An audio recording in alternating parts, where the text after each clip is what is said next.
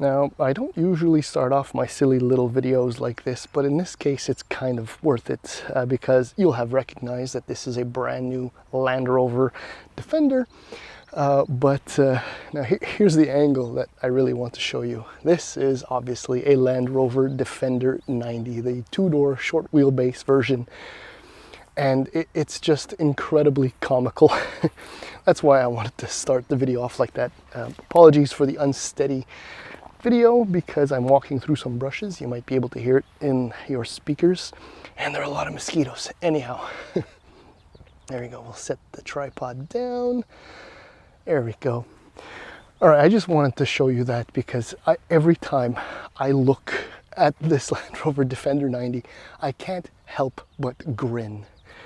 And clearly, I'm not the only one. I do have some neighbors that like to snoop around on Monday afternoons to see what I've picked up for the week, and this one has generated an enormous amount of interest. In fact, even one person at least has admitted that they are not interested in cars, but when they saw this parked in front of my house, they could not help themselves but stare. And that's, I mean, really a generalized thing because the Land Rover Defender, yes, it has an incredible history of being one of the greatest off-road vehicles of all time. I mean, it's up there with Toyota's Land Cruiser and the Jeep Wrangler and all that. But this one is different. And yes, I am including the Lexus LX. This one is different because it is now 5 days in, an extremely capable off and on-road vehicle. It is posh, it is premium, yet so rugged and playful, all rolled into one, especially in the case of the 90. And I briefly drove a 110 late last year, and I did enjoy my time with it. But this one is just on a level that is completely, I don't know, I don't want to say ridiculous, but there's something so playful and fun about it that, again, the grin. Look, the world over is falling in love with the Defender, I suppose all over again.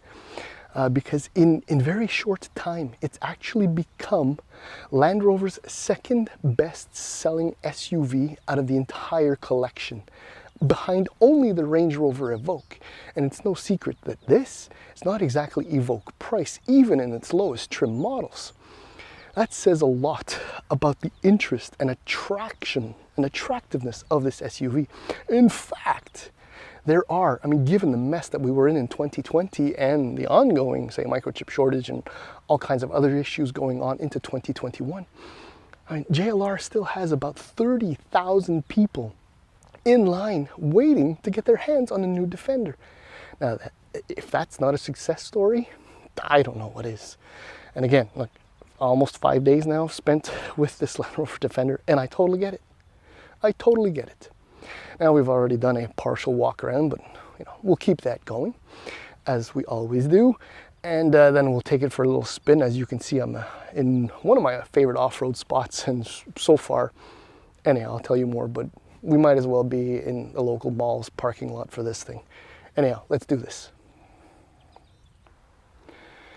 Now, we've already touched on styling, so there isn't much else to add. I mean, as far as iconic vehicles, SUVs in particular are concerned, few are more recognizable than, say, the Land Rover Defender. I mean, it's up there with Toyota's Land Cruiser, the Mercedes-Benz G-Wagon, and the Jeep Wrangler. But there's just something about, I don't know, it doesn't take itself too seriously design-wise, but at the same time, it's so badass that you'll never underestimate this thing's capabilities. Oh, here's a little bit of trivia. So this is a Defender 90, right? And there's the Defender 110 with the 4 doors. At one point in time, that had something to do with the wheelbase on these vehicles. Now, today, the Defender 90 has actually a 101.9-inch wheelbase, right? So that's between the central point of each wheel. The Defender 110 has a 118.9-inch wheelbase. So it's not exactly 20 inches, it's 17, but there you go, a little bit of information. I suppose we can just jump into pricing right now in the US. Base price for the base Defender 90, and we're gonna just focus on the 90 for now. It's a lot easier. 110, maybe later. $46,100. The Defender X, the top trim model, is $80,500. In Canada, the base Defender is $59,700, whereas the Defender X, $93,300. Now with the base Defender, you still get obviously all-wheel drive, a 2-speed transfer case, terrain response system, LED lights, 19-inch wheels, Apple CarPlay, Android Auto, 10-inch display, and a turbocharged 2-liter 4-cylinder engine. Now if you move up into my trim, which I have right here, which is the next trim up, I think you can, well, yeah, you can kind of see it. It's properly muddy. The X Dynamic. Yes, it's $69,900 in Canada and includes 19-inch wheels, slightly different. 12-way semi-power adjustable seats. I'll show you what I mean by that in a few moments. It also has grained leather interior, which is really lovely. And it's the first step in getting the P400 badge, which has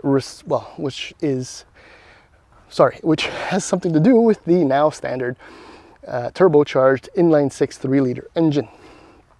My tester, which is just, I mean, I could stare at it for days and days. Like I said, grin-inducing. It's just so cool. Has a lot of options. One being the color, which is Gondwana Stone, aka almost brown. It is phenomenal with the contrasting black gloss highlights and flares, and the optional black roof and the optional panoramic glass roof as well. Also included air suspension, towing package, extra duty package for off-road with the tires and the active rear differential. It's got a convenience package, or comfort package, sorry, these 20-inch wheels, which are great. Anyhow, long story short, $87,500. Frankly, I got nothing to say as far as pricing is concerned.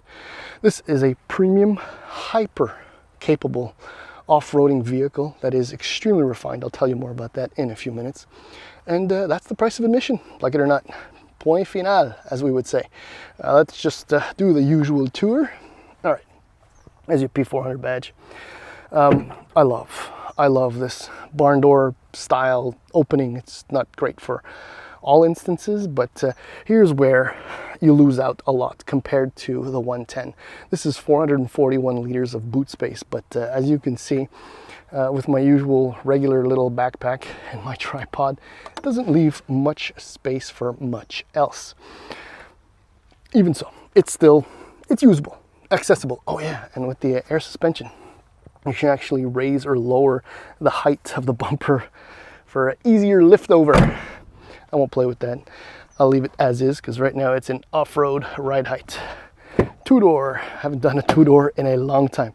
So here's what I mean by a semi-power. Okay, well, that's not so unusual, but I'll show you more in a moment. Rear bench. I'm not going to climb in there, but it's actually fairly spacious. I mean, you get a sense of the amount of feet and legroom you get right here, and the bench is wide. You could actually stick a relatively normal sized adult between two baby seats. Now my son is riding in it this week and he is having a blast looking out that huge expanse of glass. And thumbs up for the little sky view type glass up there too. Now this is what I mean by semi-electric. So manual lower, manual height, and power seat back and some lumbar support. So I'm gonna slide it forward just a bit.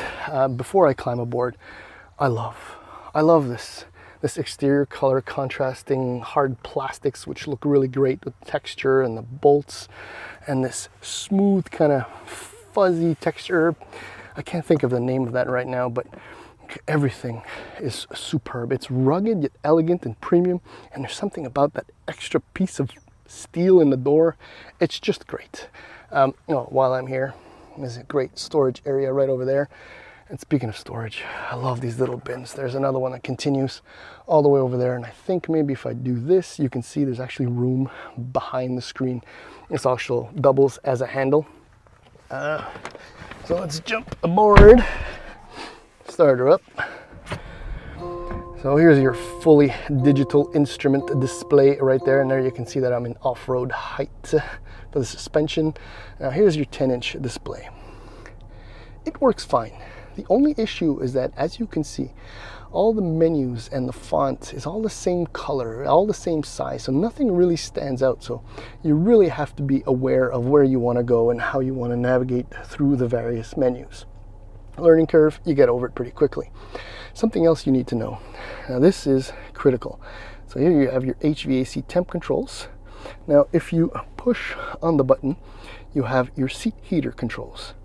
If you push here, this is your fan speed control, and most importantly, if you hit there, then you get your terrain response setup, or your drive modes, if you will.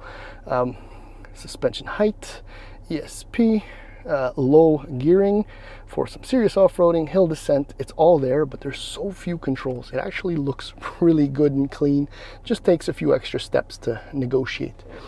Another kind of grab handle when you're going off-roading. View is great. I mean, everything is so upright in this SUV, and you can see right between the pillar, which is still fairly considerable with this block-off plate, and the large mirror. I suppose that I've said enough, maybe even way too much. It's time to go off-roading some more. Okay, so I think I mentioned, I might as well be driving through any suburban mall's parking lot, even though I'm in one of my favorite little off-road sections, not too far from my house. I mean, the Defender 90 is just excessively capable off-roading. I mean, part of that is the available air suspension, which is a must on any vehicle that has any desire or so-called aptitude to go off-roading. It just changes absolutely everything. Now, if I can just briefly say that on the road, like on a paved surface, this thing behaves like a big luxury sedan, thanks in large part to the air suspension. It's smooth, it's quiet, it's refined, it's phenomenal. And that just demonstrates how good, how capable really this SUV is. I mean, right now in my mild off-roading section here, I'm kind of in an in-between road where the surface is a little bit smoother, because when it gets rough, I mean, everything starts shaking. It's horrible. I mean, the air suspension still does impressively well. I mean, I am setting off-road height, but there isn't much going on at this very moment right now. With the off-road height, I mean, you do get up to 11.5 inches of ground clearance, which is a tremendous amount. I mean, unless you do something really stupid, you'll never get high centered. The approach and departure angles, again, thanks to the air suspensions, are tremendous. And even now, I mean, there are rocks and there's gravel and there are ruts and everything, and it's really smooth in here. It's incredible. I love that. Definitely a highlight for this vehicle. Another highlight are the numerous camera angles that will give you a shot of the front, the side, the back. I just backed out of a slightly tight spot, and well, here I am. No dents, no scratches. Thank you, cameras. One of the main highlights, I have to admit, once you get into the X Dynamic, is the turbocharged 3-liter inline-6 engine. I mean, the 2-liter 4-cylinder engine is still capable, but I mean, this truck weighs almost 4,800 pounds, 295 HP, 296 pound-feet of torque. I've not tried it, but I'm assuming it's just enough. But once you get into the 3-liter, I mean, you're looking at 395 horsepower, 406 pound-feet of torque, which is an amazing amount of power. In fact, on a paved surface, when you're accelerating, this thing feels really, really fast. The turbocharged engine just delivers so much power. 0 to 100 kilometers per hour with this is 6 seconds flat. That's incredible. And the funny thing is, and I'm surprised by this, is that the Defender 110, which weighs about 250 to 300 pounds more, only needs 0.1 seconds more to get 200 kilometers an hour. That's impressive. Obviously, fuel consumption on this vehicle is, well, is not really a subject for discussion. But everything about this truck's behavior is premium, is luxury, is just top-notch. Steering, brakes, I mean, everything is very smooth, linear, good assistance. There's really nothing else. I mean, I said 11.5 inches of ground clearance. Wading through water, I think it'll manage over 35 inches. That's freaking deep. I would be scared. Now I'm getting into a slightly more serious off-roading section, so if the phone starts shaking, oh yeah, and the off-road tires, definite bonus in this kind of mud and terrain. A little bit of momentum is all this thing needs, and I haven't locked any diffs, anything like that. The system is just sorting out where it needs to send the power, and I mean, this is effortless, mild off-roading, admittedly. I mean, this is a fantastic truck. Obviously, there's a question of reliability and all that stuff, but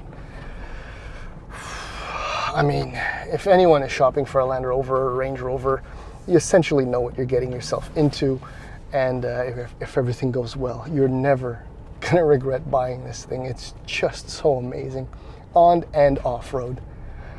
I have to admit, I love this. I'm a little torn between the 110 and the 90. The 90 just looks so much cooler, so much more, I think it's immature is the word. And I'd have to get a 110 just for the extra doors because of the kids, but as I showed you, there's still plenty of room back there for extra passengers in the second row. Anyhow, I'm gonna try not to go and get lost.